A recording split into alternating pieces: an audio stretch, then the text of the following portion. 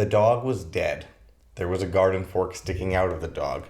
The points of the fork must have gone all the way through the dog and into the ground because the fork had not fallen over. I decided that the dog was probably killed with the fork because I could not see any other wounds in a dog, and I do not think you would stick a garden fork into a dog after it had died for some other reason, like cancer, for example, or a road accident. But I could not be certain about this. Those are the lines taken from the end of the very first paragraph of the very first chapter of the book we're about to read. That very first chapter is chapter 2. You didn't make a mistake. Your book isn't missing a chapter. Everybody just chill out. It'll be explained by the time you finish the first reading assignment. So instead of talking about why this book starts on chapter 2, let's talk instead about the title, this first paragraph, and what we're to expect from this book. The book's title is long, The Curious Incident of the Dog in the Nighttime, and it's taken from a Sherlock Holmes story. I don't think you need to know that in order to guess at the genre, though. It's a mystery novel. It's about a curious incident. This is important because it tells us how we should enter this novel, like in what kind of intellectual space we should be in as we read it. If you go into the movies to see a comedy, you're going to be in a different mental space than if you go to that same theater in order to see a horror film. We enter different genres with different expectations and different strategies for viewing. Like, when I'm watching a horror film, for example, I find myself sitting upright with my back really straight and my hands on the armrests.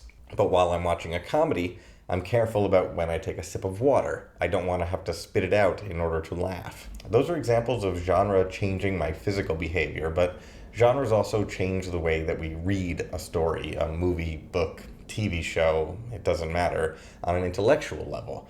Like, it changes my mental habits as well as my physical ones. Let me explain what I mean. When I sit down to watch an Avengers movie, for example, I go into it with certain expectations. I know there's going to be a hero. I know that there's going to be a villain. I know that these roles are going to be unambiguous and that my sympathy is going to lie with the hero. I know that there's going to be action sequences that are going to be really intense, but I also know that the hero is going to survive. Through the darkest hour, even. I know that good will win. I know that it won't be difficult to recognize what goodness is, and my sympathies will be rewarded. I will note that there are some exceptions to these expectations, like the villain is not clear in a movie like The Black Panther, and that's what makes Black Panther good. Don't at me. Or sometimes the hero doesn't survive, and that's what makes it particularly sad, but these exceptions are extremely rare. Generally, these expectations and my confidence in those expectations allow me to enjoy the movie as an aesthetic experience, meaning I can enjoy the visual and narrative experience of the movie without stressing out too much. I know the hero will win. I know that the moral questions won't be too complicated, and so I can suspend my disbelief and exist inside the fictional world of the movie with confidence that I'm going to enjoy it. If I watch a murder mystery, though, my expectations change. I enter the space created by that story differently. I expect there to be a detective. I expect that there will be an answer by the end of the story, and most importantly, I expect there to be clues. And so, when I'm watching or reading a murder mystery, I pay attention to those details in a way that is not true of how I watch an Avengers movie or a comedy. Unless that comedy is Murder Mystery with Adam Sandler, Emma knows what I'm talking about. When you experience a murder mystery, you pay close attention because you want to solve the puzzle before the protagonist. You want to feel smarter than the detective and smarter than the people in the class you're reading the book with. So when we read this book, be mindful of the ways the author is asking you to read it through the lens of genre. In my personal opinion, the way that this book plays with genre is one of the great joys of reading it. So now let's move on to that first paragraph and the lines that I quoted at the start of this video.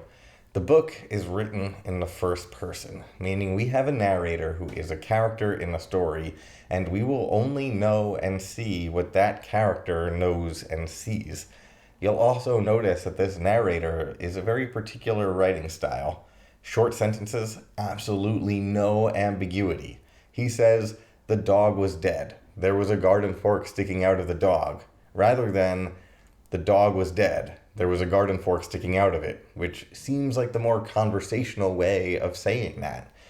But this narrator is clear. He wants nothing to be ambiguous.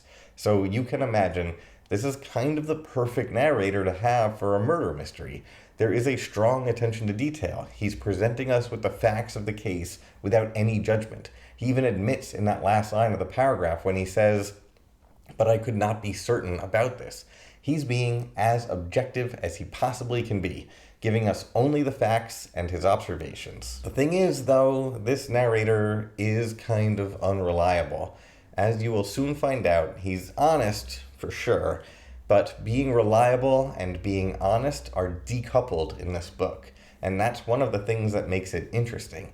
You can both believe the narrator and distrust the way that he perceives a scene.